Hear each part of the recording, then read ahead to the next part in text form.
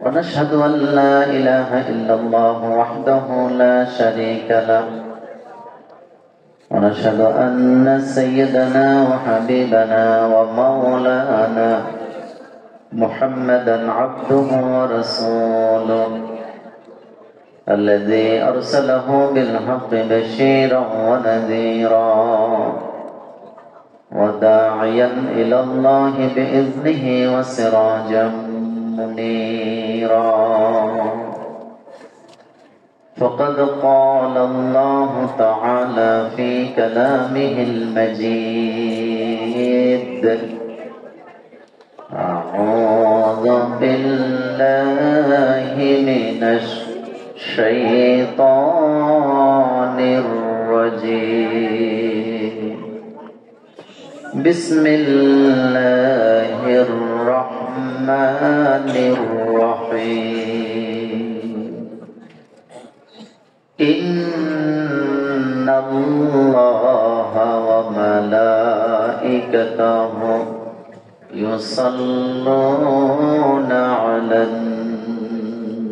النبي يا أيها الذين آمنوا صلوا عليه وسلموا تسليما شكر درود إبراهيم قرآن اللهم صل على محمد وعلى آل محمد كما صليت على إبراهيم وعلى آل إبراهيم إنك حميد مجيد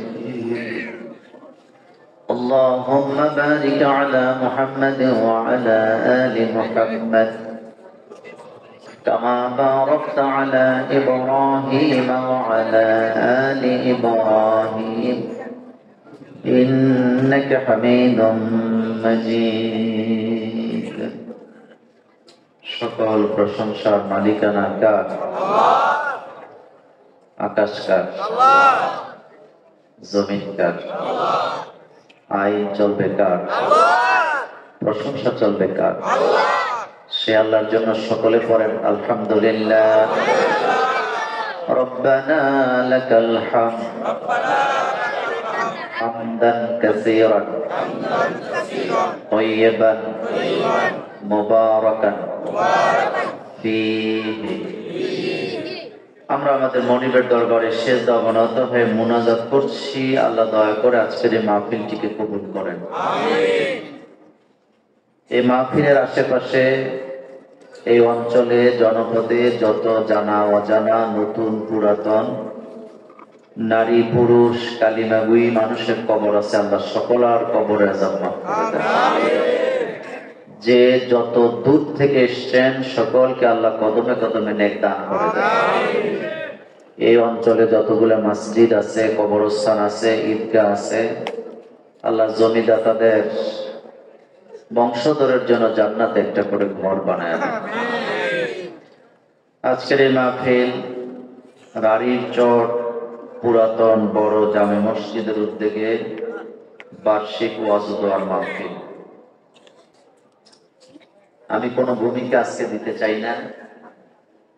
আমি আজকে সারাদিন অনেক বেশি ব্যস্ত ছিলাম, ডেলি ব্যস্ত থাকে, আজকে একটু বেশি যেহেতু জুমার দিন ছিল। তো সরাসরি আলোচনাটায় ঢুকতে চাই। দেখেন, এই পৃথিবীতে আমরা কেউ ছিলাম, আদম আলাইহিস সালামও ছিলেন না, পৃথিবীটা ছিল।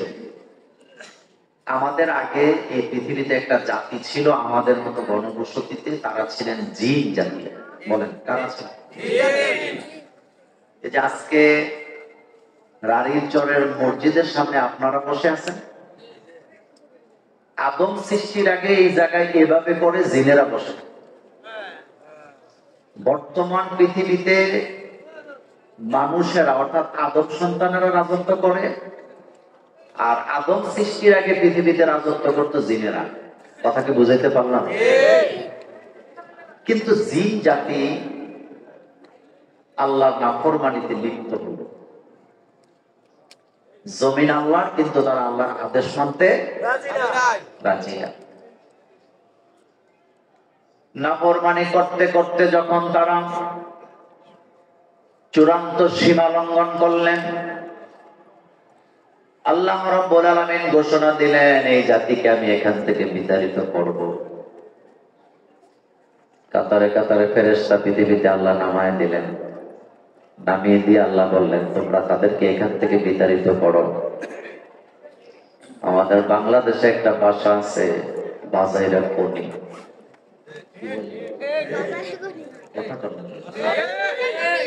কি বলে?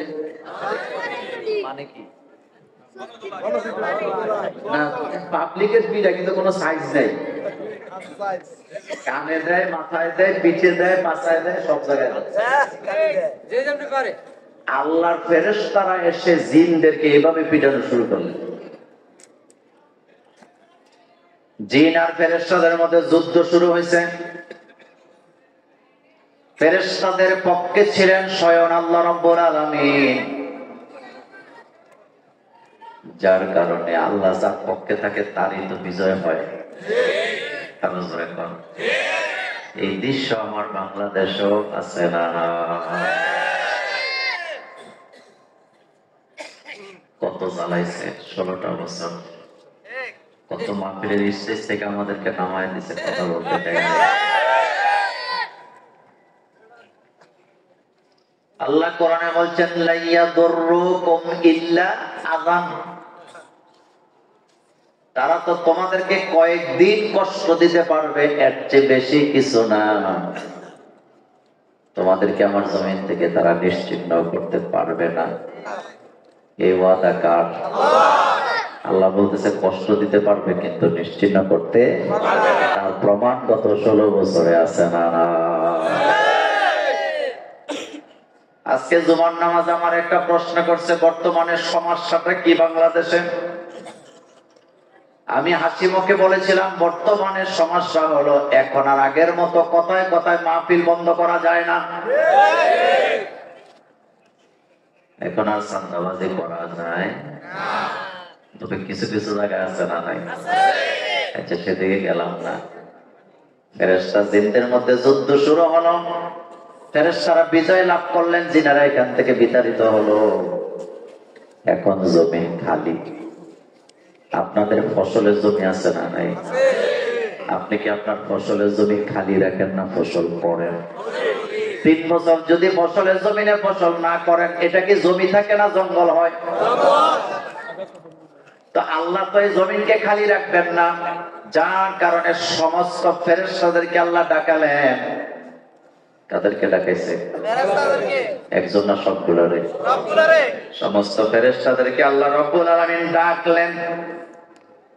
ডাকার পরে আল্লাহ পাক ঘোষণা দিলেন, وَإِذْ قَالَ رَبُّكَ لِلْمَلَائِكَةِ إِنِّي جَاعِلٌ فِي الْأَرْضِ خَلِيفَةً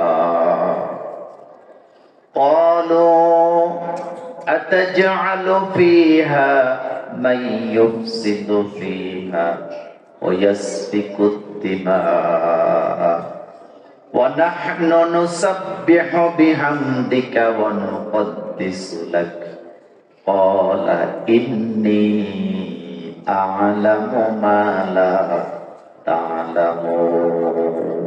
আল্লাহ যত বড়, আল্লাহর কথাও তত বড়। শুনেন, আল্লাহর কোরআনের একটি শব্দকে আপনি কিয়ামত পর্যন্ত লিখেও বর্ণনা করে শেষ করতে পারবেন না, মুখ দিয়ে বক্তৃতা দিয়েও আপনি আল্লাহর কালামকে ব্যাখ্যা করে শেষ করতে পারবেন না। ওয়ালাউ আন্না মা ফিল আরদি মিন শাজারাতিন আকলামু ওয়াল বাহরু ইয়ামুদ্দুহু মিন বা'দিহি সাবআতু আবহুরিন মা নাফিদাত কালিমাতুল্লাহ। আল্লাহ বলেন, এই পৃথিবীর সমস্ত গাছপালা কেটে যদি তোমরা কলম বানাও, সমুদ্র মহাসমুদ্রের সব পানি যদি কালি বানাও, 1 কালি দিয়ে 1 বছরে লেখা শেষ করতে পারতাম না আমরা যারা লিখছি কালি দিয়া। আর আল্লাহ বলতেছে সমস্ত পানিকে কালি বানাও, ওই কলম আর কালি দিয়া লিখতে শুরু করে দাও। মা নাফিদাত কালিমাতুল্লাহ, লিখতে লিখতে তোমার কলমও শেষ হবে, কালিও শেষ হয়ে যাবে, আল্লাহর কালামের ব্যাখ্যা করে শেষ করা যাবে না। আমার কলেজার ভাইয়ারা খেয়াল করেন, খুব লম্বা কথা আমি বলি না, এটা আমার অভ্যাসে নাই, কারণ রাসূলের সুন্নতের খেলা পিঠা। আল্লাহ রাসূল বলেন খায়রুল কালামি মা কাল্লা ওয়া দাল্লা, উত্তম বক্তব্য সেটা যে বক্তব্যের মধ্যে কথা হয় কম কিন্তু ব্যাখ্যা থাকে অনেক। বলেন এটা মোল্লার কথা না আল্লাহর কথা? রাসূলুল্লাহ বলছেন খায়রুল কালামি মা কাল্লা ওয়া দাল্লা। রাসূল কখনো লম্বা বক্তৃতা দিতেন না। আল্লাহ রাসূলের জীবনের সবচেয়ে বড় লম্বা বক্তৃতাটাই ছিল বিদায় হজের ভাষণ, তাও মাত্র 22 মিনিট। মনোযোগ আছে? রাসূলের নবুয়তের দায়িত্ব পালন করছে 23 বছর। বলেন কয় বছর? তার মধ্যে সবচেয়ে লম্বা বক্তৃতা দিছে বিদায় হজের ভাষণে, তাও সময় কত দূর? আর আমরা 3 ঘন্টা বক্তারে দিলে ওয়াজ শেষ হয় না। কোন কোন জায়গায় যায় যায় আগের বক্তা আফসোস করে বলতেছে, আমি যে কোরআনের আয়াতটা পড়ছিলাম এটা এখনো তর্জমা করতে পারলাম না। তা আমি বলি ভাই ওনারা সময় দিচ্ছেন কতদূর? কয় হুজুর 2.5 ঘন্টা হয়েছে। 2.5 ঘন্টা হয়েছে, উনি এখনো তর্জমা করে শেষ করতে পারেন, উনি করলো না। বুঝলেন কথা? এরকম বক্তৃতার কোনো লাভ নাই। বলে হাদিস হলো খায়রুল কালামি মা কাল্লা ওয়া দাল্লা, উত্তম বক্তব্য সেটা কথা হবে কম, ব্যাখ্যা হবে বেশি। জ্ঞানী লোকেরা কথা কম কয় না বেশি কয়?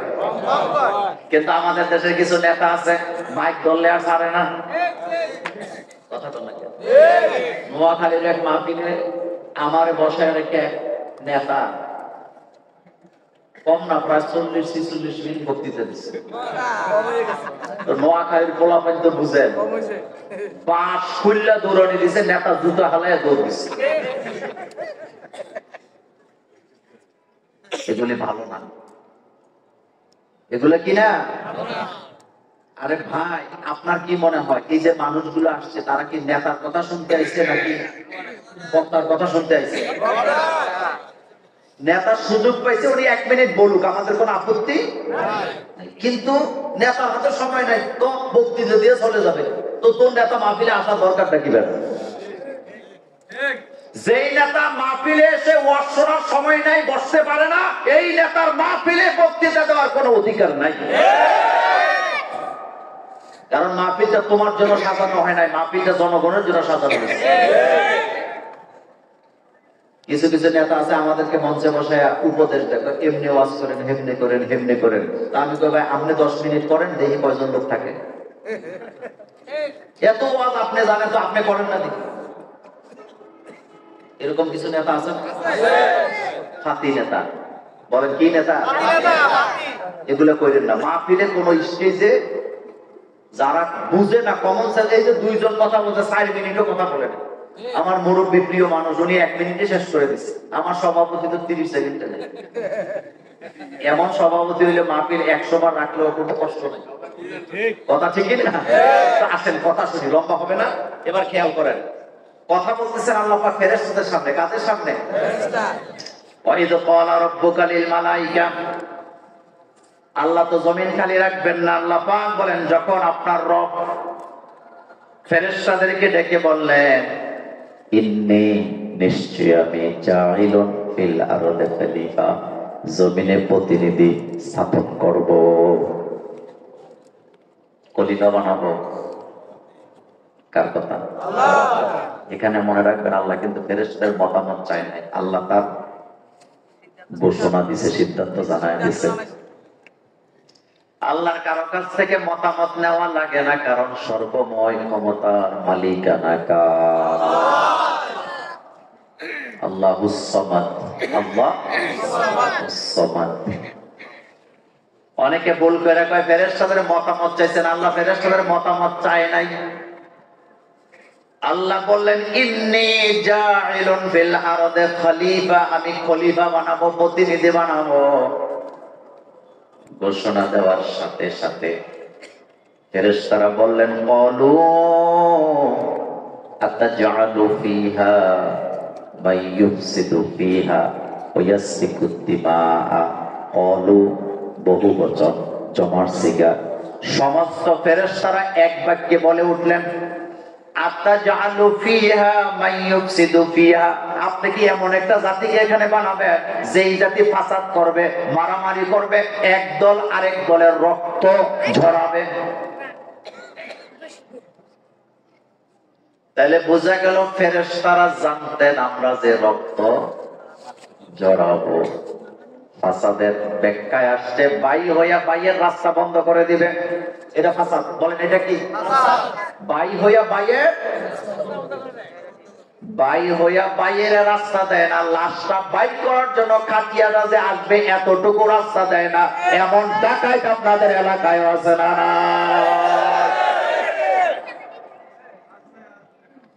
এটা হলো মাইয়ুফসিদু ফিহা, তারা ফাসাদ করবে, এটাই ফাসাদ। বাই হইয়া বাইয়ের সম্পদ দখল করবে, বাই হইয়া বাইয়ের হত্যা করবে, বাই হইয়া বাইয়ের রক্ত ঝরাবে। আমাদের বাংলাদেশে এক গ্রুপ আরেক গ্রুপের সাথে মারামারি করে রক্ত ঝরাবার জন্য তারিখ দিয়া মাইকিং করে মারামারি করে, এমন মারামারি আছে না? হ্যাঁ বলেন। ব্রাহ্মণবাড়িয়ার কিছু কিছু এলাকায় আছে মাইকিং হয়, আগামী সোমবার সকাল 10টা বাজে মারামারি হবে। তো সবাই অস্ত্র শস্ত্র ঠিক, সবাই রেডি, মারামারি করবে। মারামারি শুরু হইতেছে, যুবক পোলাপেনে পুলিশে ফোন দিছে, 999 ফোন দিয়া বলতেছে আপনারা কে কোথায় আছেন, তাড়াতাড়ি থানার ফোর্স নিয়ে আইয়েন, কারণ এখানে মারামারি লাগিয়ে গেছে। পুলিশেরা কয় মারামারি থামলে ফোন দিস। কথা তো নাকি?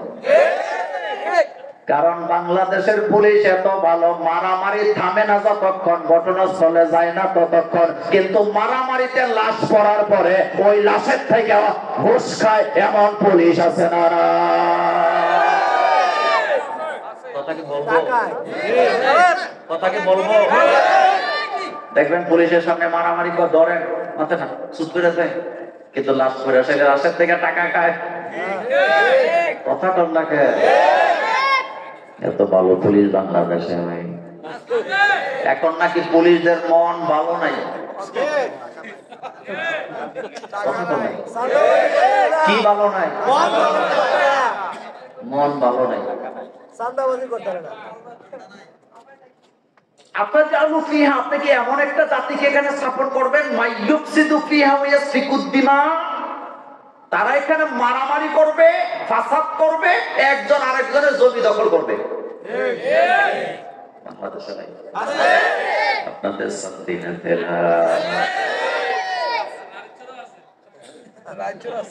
দুনিয়াতে যত আকাম কুকাম আছে সবগুলা হলো ফাসাদ। সবগুলা কি? এখন শোনেন একটা মাসালা বলি। কোন বাপ যদি তার 3 ছেলে আছে, কয় ছেলে? 1 মেয়ে। 3 ছেলে 1 মেয়ে বা যতজন সন্তান আছে, কোন বাপ যদি একজন সন্তানকে সম্পত্তি থেকে বঞ্চিত করে, এই বাপ জান্নাতি না জাহান্নামী? সবাই কয় না? না, সবাই বলেন রাসূলুল্লাহ বলছে সে জাহান্নামী। কিন্তু এরকম বঞ্চিত করবেন না বাপ। নোমান ইবনে বশীর রাদিয়াল্লাহু তাআলা রাসূলের দরবারে যায় বলেন, হুজুর আমি আমার সন্তানকে কিছু সম্পদ দিতে চাই জীবিত অবস্থায়। কি অবস্থায়? তবে জীবিত অবস্থায় সন্তানের নামে সম্পত্তি দিবেন না, দিলে আপনি বুড়ো বয়সে পাইতে। কারণ মাল থাকে যার হাতে, ক্ষমতা থাকে, এটা করবেন না, এটা শরীয়তের খেলাফ। নোমান ইবনে বশীর বলেন, রাসূল আমি কিছু সম্পদ সন্তানের মধ্যে বন্টন করতে চাই। রাসূল প্রথম কথাটাই বলেন, তোমার কি আর কোনো সন্তান নেই? সুবহানাল্লাহ। নবী বলতেছে তোমার কি আর কোনো সন্তান নাই? সাহাবা বলেন, হ্যাঁ হুজুর আমার আরো সন্তান আছে। রাসূল বলেন, একজনকে দেওয়া যাবে না, যদি দিতে চাও সকলকে সমানভাবে দিয়ে দাও। কিন্তু বাপে সান্দিনা রেস্টি অফিসে যাইয়া গোপনে 1 শতক একটারে বেশি লেখা দিয়া ফাসাদ লাগায় দিয়া যায়, এমন ফাসাদকারী আব্বা আমাদের সমাজে না। ওই আব্বা জান্নাতি না জাহান্নামী? রাস্তা বন্ধ করে যারা ফাসাদ সৃষ্টি করে তারা। রাসূল যখন মদিনায় রাষ্ট্র কায়েম করলেন, রাসূল ঘোষণা দিলেন রাস্তাগুলোকে ডবল ডবল করে দাও। আর আমার বাংলাদেশের লোকেরা রাস্তার মধ্যে বাঁশ দিয়া, বড়ই গাছের ডালা দিয়া নিজের ভাইয়ের রাস্তা বন্ধ করে দেয়। এমন ভাই এই এলাকায় আছে না? না, ফাসাদকারী। বলেন কি কারী? আতাজআলু ফিহা মাই ইউফসিদু ফিহা ওয়া ইয়াসফিকুদ দিমা। রাস্তার পাশে বাড়ি, নিচতলায় ঠিকই আছে, দোতলায় যায় বারান্দাটা রাস্তা।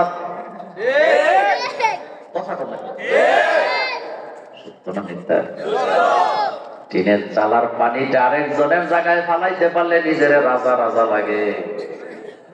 এমন ফাসাদকারী আছে না? সমাজে কিছু কিছু মুরব্বী আছে, এলাকার ঝামেলাটা উনি বললেই থেমে যায়, বিচার করলে থেমে যায়, কিন্তু এটা থামায় না, কারণ থামাইলে লাল চা বন্ধ।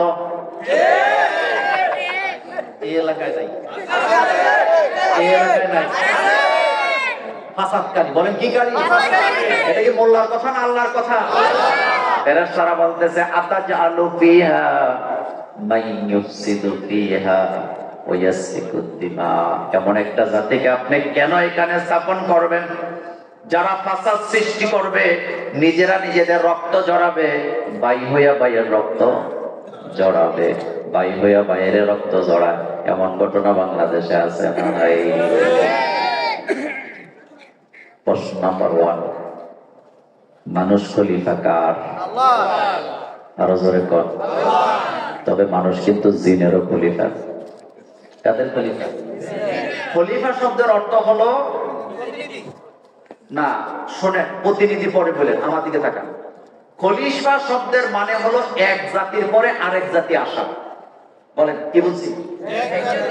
আমরা কোন জাতির পরে আইছি? জিন জাতি। তাহলে আমরা কার খলিফা? জিনের খলিফা। এটা হলো 1 নাম্বার তাফসীর। নাম্বার 2, আল্লাহ পাক বলেন ইন্নী জাইলুন ফিল আরদি খলিফা, আমি জমিনের জন্য খলিফা বানাবো। খলিফা মানে প্রতিনিধি। বলেন খলিফা মানে কি? প্রতিনিধি। চরমনের পীর, জৈনপুরের পীর, শর্ষিনার পীর, ফুরপুরের পীর আছে না নাই? আপনাদের এলাকায় জৈনপুরের পীরের যদি কি বলে, চরমনার পীরের যদি কোনো খলিফা থাকে, তাহলে চিনবেন কিভাবে? চিনবেন, চরমনার পেশা হুজুর 5 কল্লি টুপি মাথায় দেয়, ওনার খলিফাও 5 কল্লি দিতে বাধ্য। চরমনার পেশা হুজুর সবুজ রঙের পাগড়ি পরে, ওনার খলিফাও সবুজ রঙের পাগড়ি পরতে বাধ্য। চরমনার পেশা হুজুর সাদা পাঞ্জাবি পরে, লম্বা সাদা লুঙ্গি পরে, এটা পড়তে সে বাধ্য। এবং চরমনার হুজুর ফজরের পরে, মাগরিবের পরে যে জিকিরের তরিকাগুলা শিখাইছে, এগুলা তালিম দিতে তিনি বাধ্য। যদি এর ব্যতিক্রম করে, তাহলে ওনার খলিফাগিরি থাকবে না, যাবে? যাবে না? তাই বুঝছেন? তাই শর্ষিনার পেশা হুজুরের টুপি হলো গোল টুপি। কথা বলেন কি টুপি? শর্ষিনার হুজুরের পীরের পাগড়ি হলো সাদা, পাঞ্জাবি হলো কালার ছাড়া, গলা কাটা। আপনাদের এলাকায় যদি শর্ষিনার পেশা হুজুরের কোন খলিফা তাইকা থাকে, এই জিনিসগুলো মানতে উনি বাধ্য। যদি এবং শর্ষিনার পেশা হুজুর যেই যে তরিকার জিকিরের তালিম দেয়, ওইগুলাই সে দিতে বাধ্য। যদি না দেয়, খলিফাগিরি থাকবে না, যাবে? এখন বলেন তো চিৎকার দিয়ে, আমরা কার খলিফা? তো চরমনার পিসাবের হুজুরের খলিফা যদি চরমনার তরিকা মানতে বাধ্য হয়, শর্ষিনার পিসাব হুজুরের খলিফা যদি শর্ষিনার তরিকা মানতে বাধ্য হয়, তাহলে আল্লাহর খলিফারা আল্লাহর আইন মানতেই হবে। এখানে বাধ্যবাধকতা আছে না?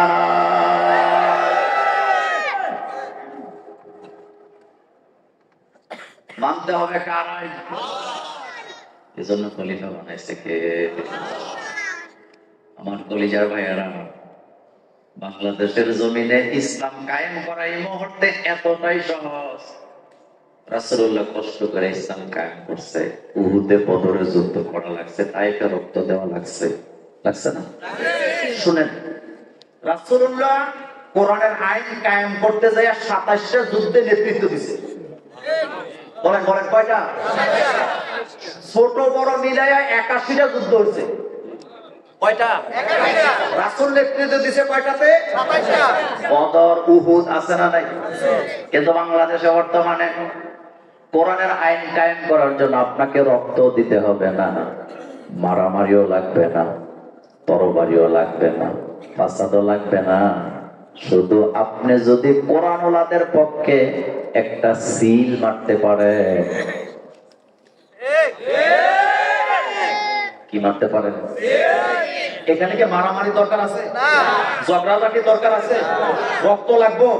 তরবারি লাগবে? শুধু একটা কি লাগবে? এত আসছে না, বলেন কি লাগবে?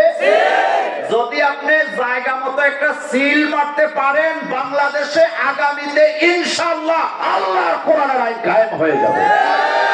রাজি আছেন? রাজি আছেন? দুই হাত উঁচু করে আমার আল্লাহকে দেখায় দেন।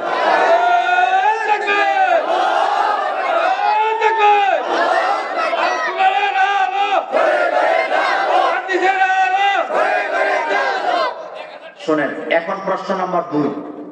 ফেরেশতারা বলেন আফাজালু ফিহা মাইয়ুফসিদু ফিহা ওয়া ইয়াসফিকু দিমা, আপনি কি এমন একটা জাতিকে এখানে বানাবেন যারা ফাসাদ সৃষ্টি করবে, মারামারি করবে, নিজেরা রক্তপাত করবে? তাহলে প্রশ্ন জাগে ফেরেশতারা এটা জানলো কেমন? প্রশ্ন জাগে না? আগে কি মানুষ আছিল? কথা কর না কেন? তো ফেরেশতারা জানলো কেমন? জানলো কেমনে? এটা ব্যাখ্যা দুইটা। কয়টা? এক নম্বর ব্যাখ্যা হলো ফেরেশতারা অনুমান করছে আগে যেই জাতি ছিল তারাও তো নাফরমানি করছে, তো যেই জাতি আবার এখানে রাখবে সে তারাও তো নাফরমানি করবে। আর 2 নাম্বার ব্যাখ্যা হলো মুফাসসিররা বলেছেন এখানে একটা শব্দ উজ্জ আছে, সেই শব্দটা হলো এটা এরকম ছিল, ইন্নী জাইলুন ফিল আরদি খলিফা ইয়াফআলু কাযা ওয়া কাযা। আল্লাহ ফেরেশতাদেরকে বলছে আমি এই জমিনে খলিফা বানাবো, কিন্তু এই খলিফারা মারামারি করবে, রক্তপাত করবে, আবার একজন আরেকজনের জন্য উপকারও করবে। এখান থেকে ফেরেশতারা বাছাই করে বললেন আতাজালু ফিহা, আপনি কি এমন একটা জাতিকে সেখানে স্থাপন করবেন মাইয়ুফসিদু ফিহা ওয়া ইয়াসফিকু দিমা, তারা ফাসাদ করবে, একজন আরেকজনকে হত্যা করবে, মারবে, মিথ্যা মামলা দিয়া হয়রানি করবে। মিথ্যা মামলা বাংলাদেশে আছে না? না।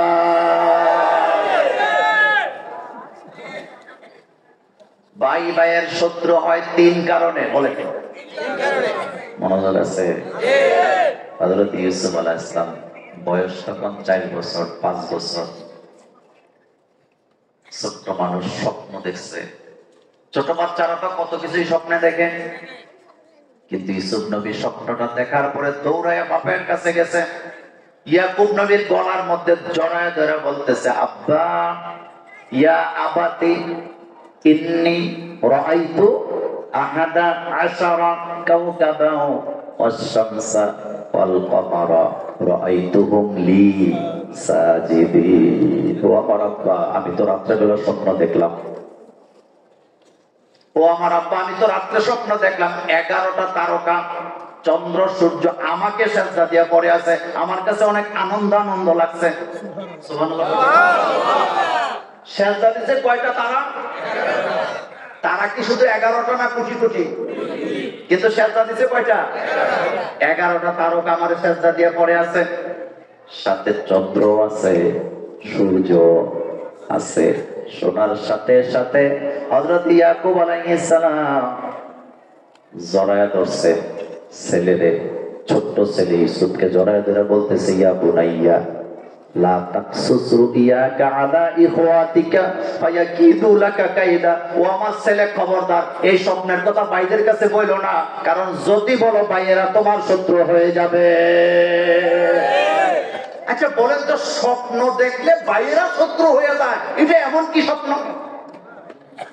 আমি কি গল্প বলতেছি না কোরআন শোনাইতেছি? তো আপনি বলেন এমন কি স্বপ্ন যে স্বপ্ন দেখলে ভাইয়েরা ভাইয়ের শত্রু হয়ে যায়? স্বপ্নটা কি ছিল শুনেন। স্বপ্নের মানে ছিল এই যে 11 ভাই, 11টা তারকা মানে 11 জন ভাই। অর্থাৎ স্বপ্নের ব্যাখ্যা হলো, এক বাক্যে যদি বলি, ইউসুফ আলাইহিস সালাম নবী হবে, কিন্তু 11 ভাই নবী হতে পারবে না। ইউসুফ আলাইহিস সালাম নেতা হবে, কিন্তু 11 ভাই নেতা হতে পারবে না। ইউসুফ আলাইহিস সালাম মিশরের প্রেসিডেন্ট হবে, 11 ভাই প্রেসিডেন্ট হতে পারবে না। তাহলে এই 11 ভাই ইউসুফ আলাইহিস সালামের আনুগত্য করতে বাধ্য। এটাই হলো স্বপ্ন। বলেন এটা কি স্বপ্ন? ওই যে 11 জন সেজদা দিয়ে পড়ে আছে, মানে 11 তারকা না, 11 তারকা মানে 11 ভাই। তারা ইউসুফ আলাইহিস সালামের নেতৃত্ব মানতে বাধ্য। বাপ কইছে খবরদার, লা তাকসুস রুইয়াকা আলা ইখওয়াতিকা ফায়াকিদু লাকা কাইদা। খবরদার এটা কারো ভাইদের কাছে বলো না। বলে দিছে ভাইদের কাছে বলো না। কাদের কাছে বলো না? ভাইদের কাছে বলো না। কিন্তু ছোট বাচ্চারা কোনো কথা গোপন করতে পারে না। দেখবেন বাচ্চাদেরকে আপনি যেটা নিষেধ করবেন হেডে আরো বেশি করে করবেন। কথা ঠিক না? শোনেন, বুখারীতে একটি হাদিস আসছে, রাসূল সাল্লাল্লাহু আলাইহি ওয়াসাল্লামের সামনে একজন বেদুইন মহিলা তার বাচ্চাকে ডাকতেছে। কি মহিলা? কিন্তু বাচ্চা আসে না, বাচ্চা দূরে দুষ্টামি করে। মহিলা হাতটাকে এরকম করে মুট করে, আপনারা কি বলেন মুট? মুষ্টি, মুট, মুষ্টি আর মুট এক জিনিস।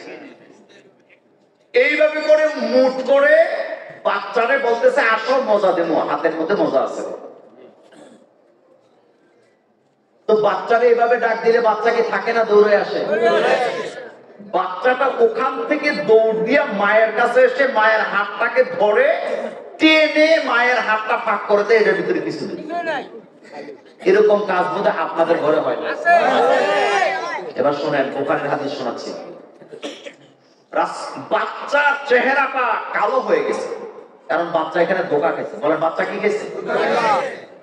আল্লাহ রাসূলের চেহারা মোবারক গোসায় লাল হয়ে গেছে। রাহমাতুল লিল আলামিন বিশ্ব নবী মহিলাকে ধমকি দিয়ে বলতেছেন, ও বেদুইন মহিলা, তুমি তো একটা মাসুম বাচ্চাকে মিথ্যা কথা শেখায় দিলা।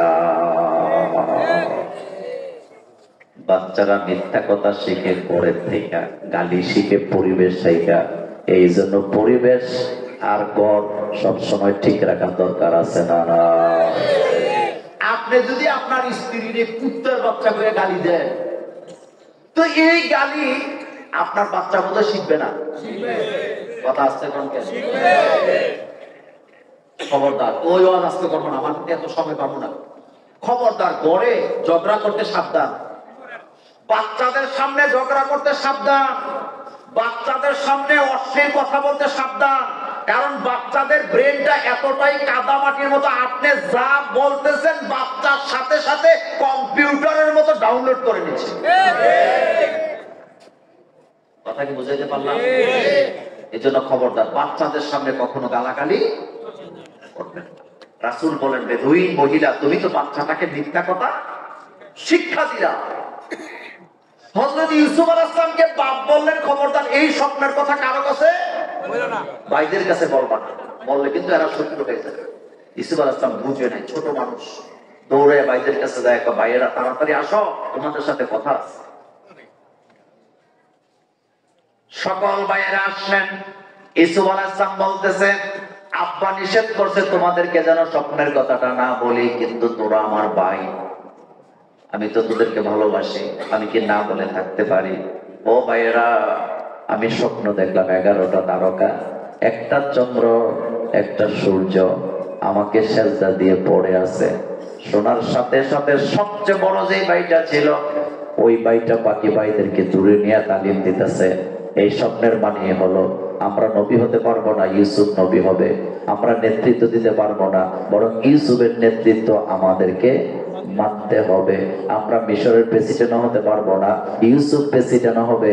সুতরাং রাস্তা একটাই, ইউসুফকে দুনিয়া থেকে সরায়া দাও। মনোযোগ আছে আপনাদের? আচ্ছা, ইউসুফ আলাইহিস সালাম কি এখানে কোনো অপরাধ করছে? না। ভাইদেরকে গালি দিয়েছিল? না। কয় কারণে শত্রু হলো? কথা কথা এই 3 কারণে বন্ধু ও শত্রু হয়। এমন দৃশ্য আমার বাংলাদেশেও আছে না? আমার কথার মধ্যে আপনি রাজনীতি খুঁজছেন না, আমি রাজনৈতিক বক্তৃতা দিতে এখানে আসি না। কিন্তু একটা কথা চিন্তা করেন তো, বাংলাদেশে গত 25 বছর যাবত বিএনপি আর জামাত ছিল বন্ধু। কথা কয় না মানুষ। কি ছিল এ কথা, সত্য না মিথ্যা? কয় বছর? 25 বছর বন্ধু। পাপিয়ারা, এরপরে আরো যত আপিয়া সাপিয়া আছে, টক শুতে ঘন্টার পর ঘন্টা জামাতের পক্ষে বক্তৃতা দিছে কিনা? কিন্তু এখন কি দেয়? পক্ষে না বিপক্ষে? এমন কি হয়ে গেল হঠাৎ করে যে বিপক্ষে চলে গেল? ক্ষমতা। বলেন আর কোন কারণ আছে? কি কি? যখন বুঝছে যে তারা তো আমাদের প্রতিদ্বন্দ্বী হয়ে গেছে, এবার তো নমুনা বেশি ভালো না, এখন তাদের চিন্তা হলো গালাগালি করতে। শোনেন, আমি কিন্তু জামাতের পক্ষে কথা বলতেছি না, আমি আপনার বিষয়টা বুঝাচ্ছি। এই যে 25 বছরের বন্ধুত্ব 1 সেকেন্ডে নষ্ট হয়ে গেল, এই জায়গায় ক্ষমতার দ্বন্দ্ব আছে না নাই? এটা খুব খারাপ জিনিস। ক্ষমতা বড় খারাপ জিনিস। ইউসুফ আলাইহিস সালামকে যে তারা মারতে চায়, কারণ কয়টা? 3টা। বলেন কয়টা? 3টা। ইউসুফ পাবে তারা কি সিদ্ধান্ত, ভয়ানক সিদ্ধান্ত নিল, তাকে মেরে ফেল। বাপের কাছে যায় বলতেছে, আব্বা ইউসুফকে আপনিও ভালোবাসেন, আমরাও ভালোবাসি। আব্বা ইউসুফকে তো শুধু আপনি ভালোবাসেন না, আমরা ভাইয়েরাও তো ইউসুফকে ভালোবাসি। ইউসুফকে আমাদের সাথে দিয়ে দেন, আমরা মাঠে নিয়ে ইউসুফের সাথে খেলবো, তার সাথে আমরা হাসবো, তাকে আনন্দ দেব। হযরত ইয়াকুব আলাইহিস সালাম বললেন, আমি তোদেরকে বিশ্বাস করি না, কারণ তোরা হইলে আমার কুসন্তান, আমার ইউসুফ হলো আমার সুসন্তান। সন্তান কয় প্রকার? একটা সুসন্তান। আমাদের সমস্যা হলো দোয়ার মধ্যে ভুল করি। আল্লাহর কাছে সন্তান কখনো চাইবেন না, আল্লাহর কাছে নেক সন্তান চাইবেন। বলেন সন্তান চাইবেন না নেক সন্তান চাইবেন? সন্তান আন্তাজি একটা চাই। ইব্রাহিম আলাইহিস সালাম সন্তান চাইছেন না নেক সন্তান চাইছেন? হযরত ইব্রাহিম আলাইহিস সালাম নেক সন্তানই চাইছিলেন। রব্বি হাবলি মিনাস সলিহিন। কিন্তু জাকারিয়া আলাইহিস সালাম আরো চমৎকার কাজ করলেন। হযরত জাকারিয়া আলাইহিস সালাম বলতে পারতো, আল্লাহ তুমি আমার একটা সন্তান দাও, এটাও কয় না। আল্লাহ তুমি আমার একটা নেক সন্তান দেন, এটাও বলে না। কি বলতেছে? রব্বি লা তাজারনি ফারদা। সুবহানাল্লাহ। রব্বি লা তাজারনি, অর্থ আয় আল্লাহ আপনি আমারে একা চাইলেন, আমার বংশটা যাতে রক্ষা হয়। আল্লাহু আকবার বলেন। কথার মধ্যে কায়দা আছে না নাই? তিনি বলতে পারতেন যে আল্লাহ তুমি আমার একটা সন্তান দাও, কিচ্ছু কয় না, কায়দা করে বলতেছে রব্বি লা তাজারনি ফারদা, আল্লাহ আপনি আমারে একা চাইলেন না, আপনি আমারে একা, তার মানে কি আমার বংশটা যাতে। আল্লাহ রাব্বুল আলামিন বললেন, এই কথাটা আমার পছন্দ হলো, এত সুন্দর করে আমার নবী জাকারিয়া দোয়া করলেন, আমি তাকে হযরত ইয়াহইয়া দান করে দিলাম। আল্লাহু আকবার। আমরা তো দোয়া করতেও জানি না, দোয়ার মধ্যেও ঝামেলা। এক বেড়ায় মসজিদে বসে দোয়া করে, আল্লাহ 2 লাখ টাকা দেন, একা নেব না, 1 লাখ তোমার 1 লাখ আমার। কিন্তু দোয়া আর কবুল হয় না। বিরক্ত হয়ে বলতেছে, আল্লাহ বুঝছি তুমি আমার বিশ্বাস করো না, তুমি যদি আমার 2 লাখ টাকা দিতে, আমি দিতাম 1 লাখ, তোমারে দিতাম 1 লাখ, যেহেতু তোমার বিশ্বাস হয় না, তোমার বাগের 1 লাখ রাখতে আমার দাদা। এরকমের দোয়াই আমরা করি না? শোনেন, কষ্ট পাইয়েন না। নামাজ পড়ে না, আল্লাহরে বিশ্বাস করে না, পর্দা করে না, বিপদে বললে 10 কেজি জিলাপি লিয়ে মসজিদে যায়। তো জিলাপি দেখে আল্লাহ করে খাওয়ানোর লেগে পাগল হয়ে গেছে যে তোর যা তোর দোয়া কবুল করে দিলাম। ওইদিকে গেলাম না, কথা লম্বা হবে। দোয়ার একটা কি আছে, মাধুর্যতা আছে। আপনি দেখবেন নবীদের দোয়ার মধ্যে আপনি ডাইরেক্ট দরকার পাইতেন না, কত কায়দা করে দোয়া করতেন। হযরত ইউনূস আলাইহিস সালাম যে বিপদে পড়লেন, কি দোয়া করলেন? লা ইলাহা ইল্লা আনতা সুবহানাকা ইন্নী কুনতু মিনাজ জালিমিন। রাসূলুল্লাহ হাদিসে বলছে, বিপদে পড়বে যারা, দোয়া ইউনূস পড়বে তারা। আর আমার দেশে বিপদে পড়ে মসজিদের সভাপতি, দোয়া ইউনূস পড়ে মসজিদের ইমামরা। কথাটা না কেন? তো ফেরেশতারা বোধহয় হাসে যে তোদের কি মাথা ঠিক আছে, দোয়াও বাড়াঠিয়ে দিয়ে। আচ্ছা বলেন তো, আল্লাহ বোধহয় ইশারা দিয়ে দোয়া করলে দোয়া বুঝে না? বুঝে। চুপ করে আছে, বুঝে না? আপনি কারে দিয়ে দোয়া করান? শোনেন, এটা মজার কথা বলি, এই যে দোয়া ইউনুস হুজুরকে দিয়ে পড়ান, আপনার লাভ জিরো, হুজুরের লাভ 3টা। হুজুরের লাভ কয়টা? হুজুরের 1 নাম্বার লাভ হইল জিলাপি। বলবো কথা বলবো? আপনারা বলছেন, আমি এই জন্য বলি, বলেন হুজুরদের 1 নাম্বার লাভ কি? 2 নাম্বার লাভ হলো খাম, আর 3 নাম্বার লাভ হলো জিলাপিও হুজুরের, খামও হুজুরের, মাঝখান থেকে দোয়াও হুজুরের।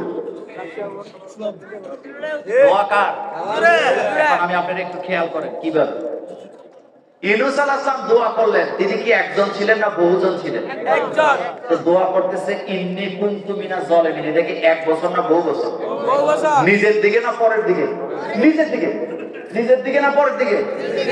ইন্নী কুনতু মিনাজ জালিমিন, ইন্নী কুনতু, আমি বিপদে আছি, আমারে বাঁচাও। তো দোয়া কি আপনার দিকে যাবে না হুজুরের দিকে গেছে? হুজুরের দিকে। তা আপনি কি পাইছেন? জিরো। জিলাপি। নাই। আপনি জিলাপি পাইছেন। আমি আমার এই কথা কইয়া দাওয়াত করা দরকার নেই। কালকে সকালে এলাকার কোন হুজুর ফোন দিয়ে হুজুর দাওয়াতটাও বন্ধ করে দিয়ে গেল। আমি দাওয়াত বন্ধের কথা বলি নাই। কোন বেনামাজি যদি মসজিদে জিলাপি নিয়ে আসে, তার জন্য দোয়া করা আপনার কোনো অধিকার নাই, কারণ বেনামাজি কাফের। বলেন বেনামাজি কি? প্রত্যেক ইমামরা একমত, যার কাছে নামাজ নাই তার কাছে দিন নাই। রাসূল কি বললেন? রাসূল বললেন মান তারাকা সালাতান মুতাআম্মিদান ফাকাত কাফার। যে ব্যক্তি ইচ্ছা করে 1 ওয়াক্ত নামাজ ছেড়ে দিল, সে কুফরি করল আল্লাহর সাথে। তার সাথে আল্লাহর সাথে। এবার শুনেন, ইয়াকুব আলাইহিস সালাম বলতেছে তোমরা হইলে আমার কুসন্তান। বলেন কি সন্তান? আর আমার ইউসুফ হলো কুসন্তান। কিন্তু ভাইয়েরা, নাফর বান্দা ইউসুফকে হত্যা করবেই তারা সিদ্ধান্ত নিলেন। ইউসুফ আলাইহিস সালামকে ইয়াকুব আলাইহিস সালামের হাত থেকে নেওয়ার জন্য প্রতিদিন 1 বার 2 বার 3 বার করে বাপের কাছে যায় অনুরোধ করে, আব্বা আমাদের সাথে ইউসুফকে দিয়ে দেন। এক পর্যায়ে বাধ্য ইউসুফ আলাইহিস সালামকে ছেলেদের হাতে দিয়া বললেন, আমি তোমাদের হাতে আমার ইউসুফকে দিলাম, কিন্তু আমার মনে শান্তি নাই। কেন যেন আমি তোমাদেরকে বিশ্বাস করতে পারি না। আমার কাছে মনে হয় তোমরা আমানতের খেয়ানত করবা। তোমরা আমানতে, পুরো ঘটনা বলা আমার উদ্দেশ্য না, আমি শুধু বুঝাইলাম নিজের আপন ভাইকে খুন করবে কি অপরাধে? নিয়ে গেছে মাঠের মধ্যে, নিয়ে তাফসীরে আসছে ইউসুফ আলাইহিস সালামকে মাঝখানে বসাইছে, সব ভাইয়েরা চতুর্দিকে বসছে। চতুর্দিকে বসে বড়ই গাছের ডালা দিয়া, কাটা যুক্ত ডালা দিয়া 11 ভাই সবাই পিটাইতে শুরু করলেন। হযরত ইউসুফ আলাইহিস সালাম জানে না কেন পিটায়। বড়টার গলার মধ্যে জড়ায় ধরে কান্দে আর কয়, ভাই কেন আমারে মারস, আমার অপরাধটা কি? কিচ্ছু বলে না। আরেকজনের কাছে যায়, ও মারে, আরেকটার কাছে যায়, ও মারে। আমার কলিজার ভাইয়েরা, আবরারকে যেভাবে হত্যা করা হয়েছে ইউসুফ নবীর ঘটনার সাথে মিলে যায়। দেখেন আবরারকেও, মেধাবী আবরারকেও তারা চতুর্দিকে বৈশা বৈশা ঠান্ডা মাথায় খুন করছে, কিন্তু আবরার জানেই না তার অপরাধটা কি। ইউসুফ আলাইহিস সালাম বারবার বলতেছে আমার অপরাধটা কি, কিন্তু এই ডাকাইতের দলে কিছু বলে নাকি? কিছু বলে না। পিটাইয়া রক্তাক্ত করে কুয়ার মধ্যে ফেলাই দিচ্ছে। জামা কাপড় তাও ল্যাংটা করে জামা কাপড় গুলা রেখে রক্তাক্ত ইউসুফকে কুয়ার মধ্যে ফেলে দিচ্ছে। শোনেন, কুয়ার মধ্যে যে ফালাইছে, বাঁচায় রাখছে কে? এটা তো লম্বা কথা কোরআনের, ওইটা বলতেছি না, আমি এখানে শেষ করি। ইউসুফ আলাইহিস সালাম কুয়ার মধ্যে বেঁচে আছে, কেউ তো জানে না। বাপের কাছে যায় মিথ্যা কাহিনী বলছে। কি কাহিনী? মিথ্যা কাহিনী বলার পর বাপ তো কাঁদতেছে ইয়াকুব আলাইহিস সালাম। কিন্তু ইয়াকুব আলাইহিস সালামের হৃদয়ের মধ্যে এই টেন্ডেন্সিটা ছিল যে আমার ইউসুফ মরে নাই। সুবহানাল্লাহ বলেন। এই জন্য তিনি ইউসুফের ব্যাপারে হাল ছাড়েন নাই। হ্যাঁ, ছাড়েন না। একটা তাফসীর পড়লে দেখবেন, বাড়িতে যাইয়া মাঝে মধ্যে ইউসুফটা পড়বেন। এখন ব্যবসায়িক কাফেররা এদিক দিয়ে যাচ্ছে, তো তাদের পানি দরকার, কুয়ার মধ্যে বালতি ফেলছে। আল্লাহ কয় ইউসুফ এখনই সুযোগ, বালতিটাকে ধরো। বালতির মধ্যে ধরছে, টাইনা যখন উঠাইছে, শোনো আমার কথা কেউ কষ্ট পায় না যারা ব্যবসায়িক আছেন। এই যে তারা যে ইউসুফ আলাইহিস সালামের কুয়া থেকে পাইলেন, তাদের দায়িত্ব ছিল বাচ্চাটা পাওয়ার পরে যে এত সুন্দর বাচ্চা কে হারাইলো পরিবারের কাছে ফেরত দাও, এই চিন্তা করার দরকার ছিল না। কিন্তু না, তারা তো ব্যবসায়ী ছিল, ব্যবসায়িক চিন্তা।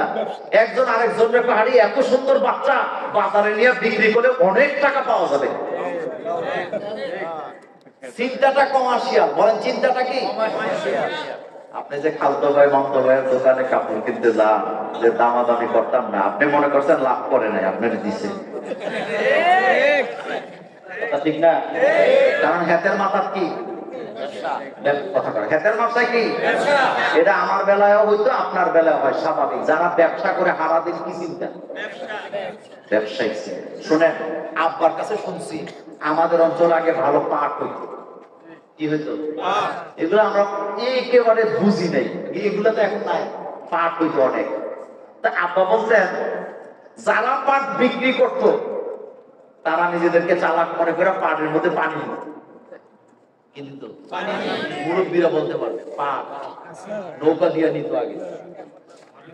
তা আমি বলছি আব্বা তারপরে কয় কিন্তু শেয়ারের উপরে কি আছে বুঝেন তো দেখি। আব্বাকে শোনো, পাটের মধ্যে পানি দিছে 1 মনের 1.5 মন বানানোর জন্য, কিন্তু যারা পাট কিনতে এসে তারা আবার শেয়ারের উপরে সব আসে 2 মনের 1 মন বানায় নিয়ে গেছে। কারণ তাদের পাল্লা ধরার ক্যাপাসিটি, বুঝার ক্ষমতা কারো। আমি একবার বাদশা মিয়ার বাজার, নাম শুনছেন বাদশা? একজনের জিজ্ঞাসিলাম যে ভাই মাপে আবার কম দেয় কেন? দেখতে চান? আমি কে আপনি তাকায় তাকায় রয়েছি, উনি মাপছে, আমি দেখলাম 10 সেটি, কিন্তু মাপার পরে 1.5 কেজি কম। আমি বললাম ভাই এইটা কেমনে হলো? হুজুর এটা ধরার মধ্যে কাম শেষ। ধরার মধ্যে কি শেষ? এরকমের বাটপার আমাদের দেশে নেই। আপনি গরুর গোস্ত কিনতে যাবেন তো কসাইরা ভালো হয়, শোনেন কসাইরা খারাপ হয়। কিভাবে ভালো হয় জানেন? এতে কিন্তু আপনার গোস্ত দিচ্ছে 200 গ্রাম কম, কিন্তু আপনার জোর করে চর্বি দিয়ে দিব 200 গ্রাম। আপনি বলবেন রে ভাই আমার এটা লাগবে না, কয় না আমি এটা এমনি দিচ্ছি। আসলে ব্যাপার সেটা না, হেতে আখেরাতে আল্লাহর কবো আল্লাহ আমি চর্বি তো এটার ভিতরে পাইছি, এর লাগে দিয়ে দিচ্ছি। তো ব্যবসায়ীদের মাথা সারাক্ষণ কি থাকে? ইউসুফ আলাইহিস সালাম কতটা সুন্দর ছিল। শনিদা কায় বুয়াদ মানেন্দ দিদা, শনিদা কায় বুয়াদ মানেন্দ দিদা, তোরা দিদা ও ইউসুফরা শনিদা। দেখা কথা শোনা কথা কখনো এক হয় না। ইউসুফ আলাইহিস সালামকে যারা দেখছে তারাই জানে তিনি কত সুন্দর।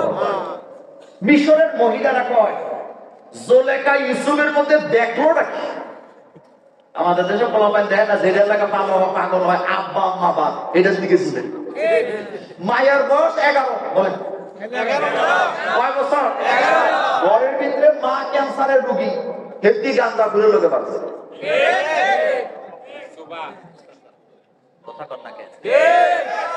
আজকে তো ওই ওয়াজ করি নাই।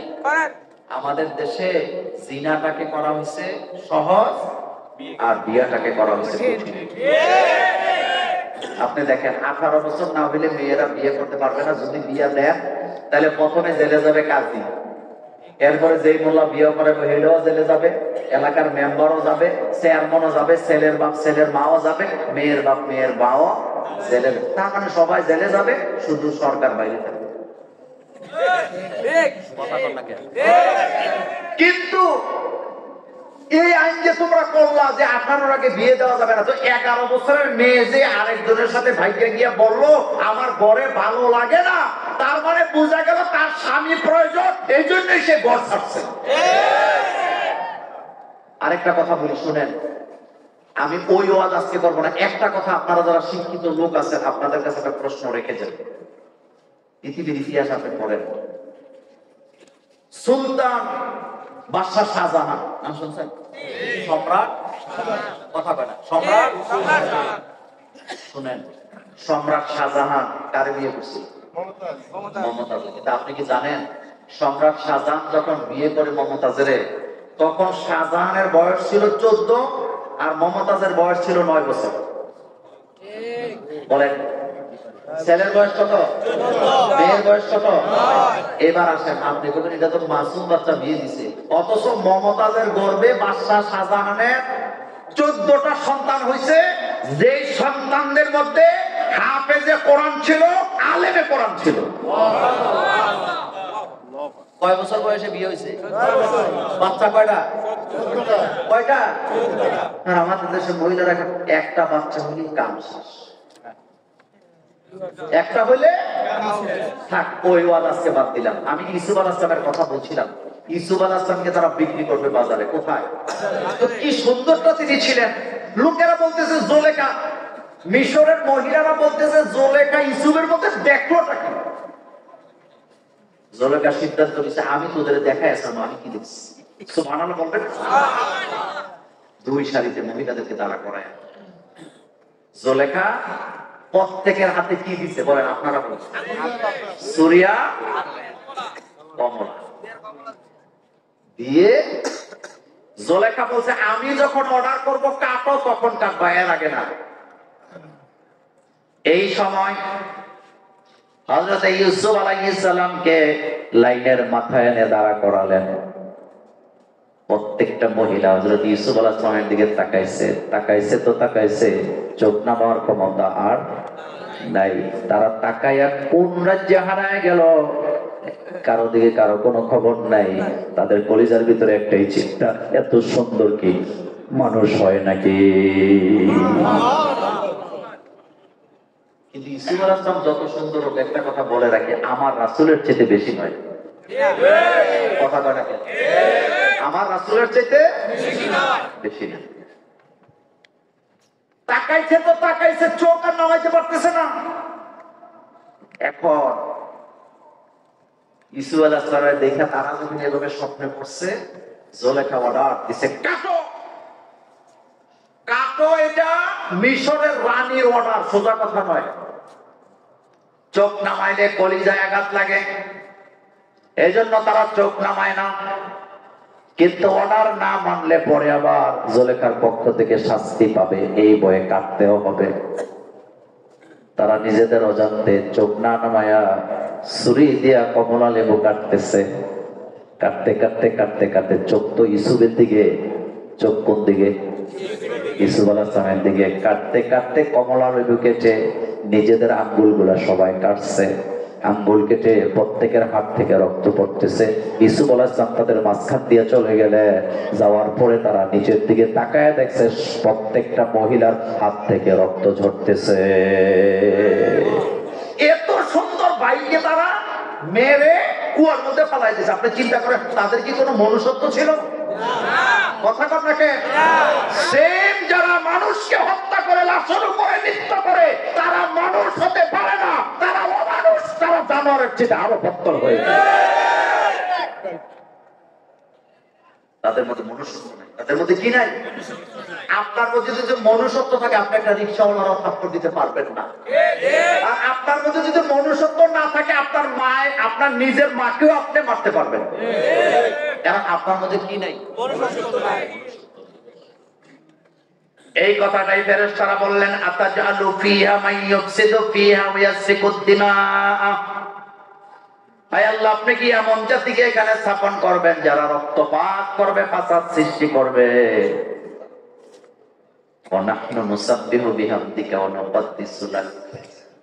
আপনি যদি এই জাতিকে সৃষ্টি করে থাকেন তাসবিহ করার জন্য, জিকির করার জন্য, প্রশংসা করার জন্য, তো এই কাজগুলো তো আমরা ফেরেশতারাই করি। সুবহানাল্লাহ বলবেন। আমাদের জিকিরই তো যথেষ্ট।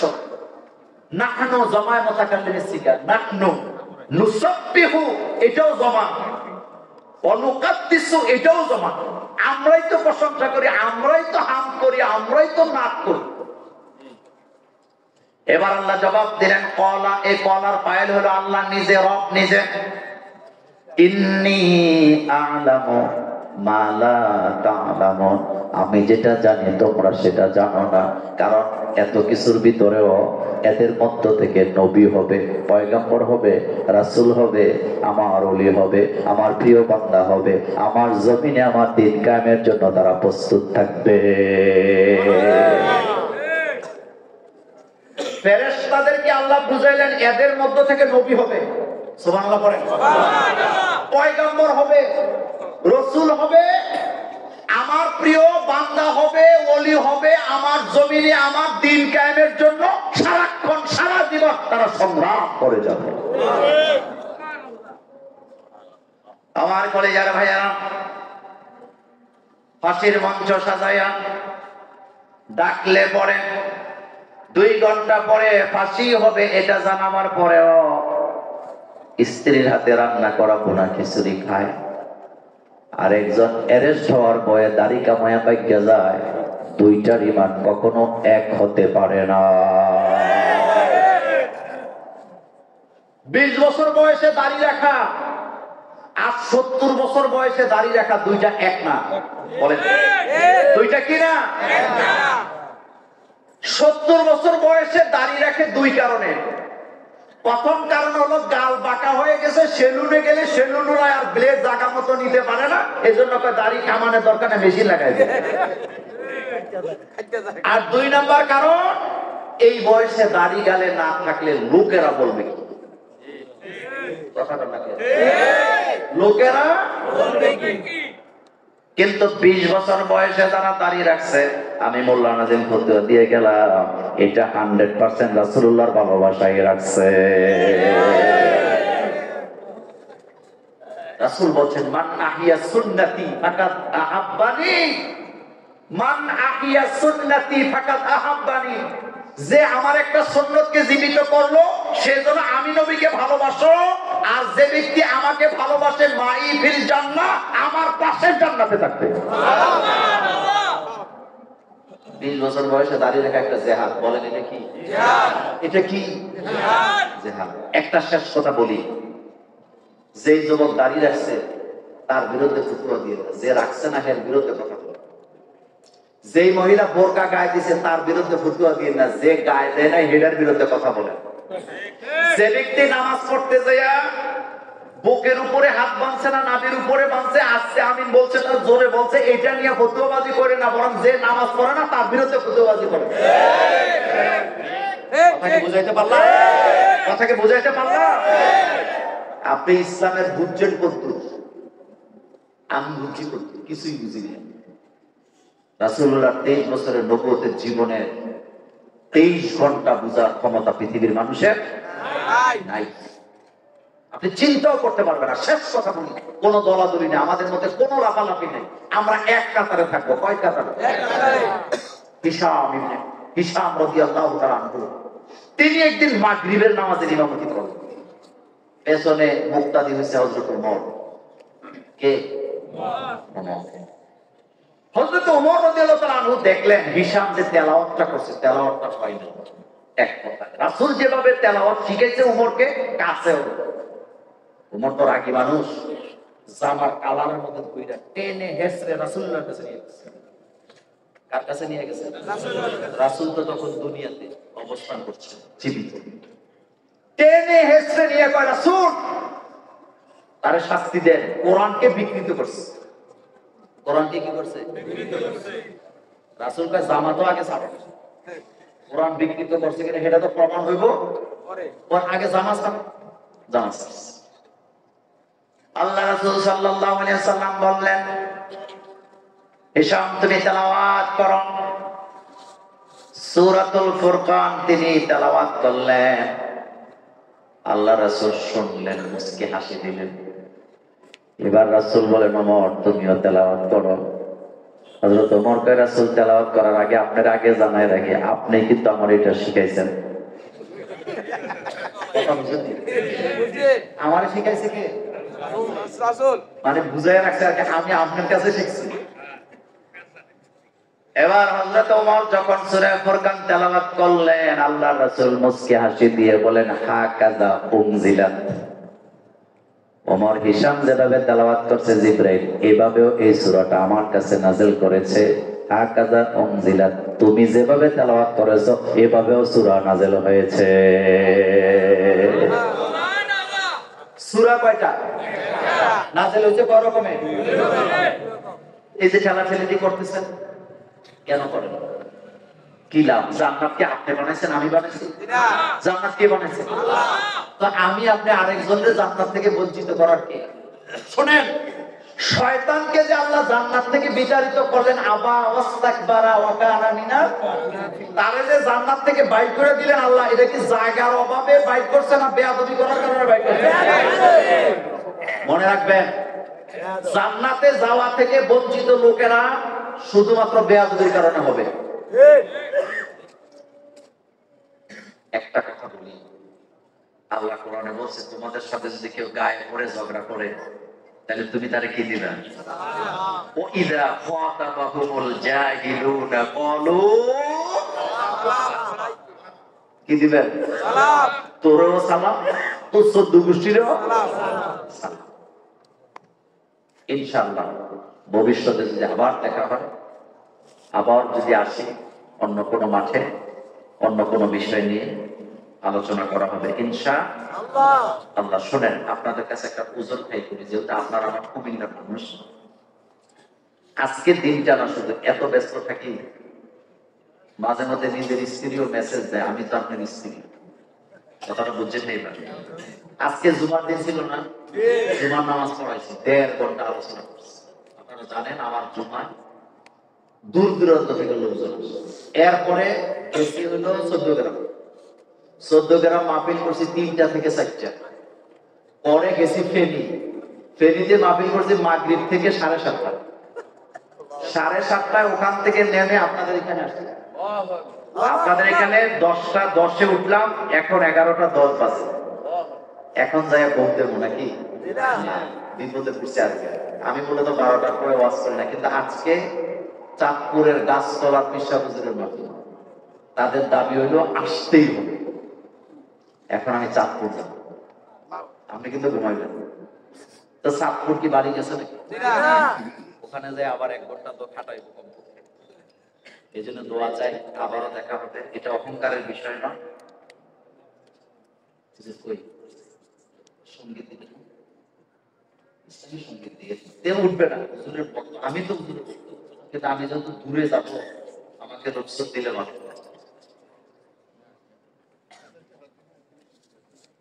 আমার পরিচয় মেয়েরা শুনেন, দলাদলি করেন, মানুষের রাস্তাগুলো খুলে দিবেন। রাজি আছেন তো? কি খুলে দিবেন?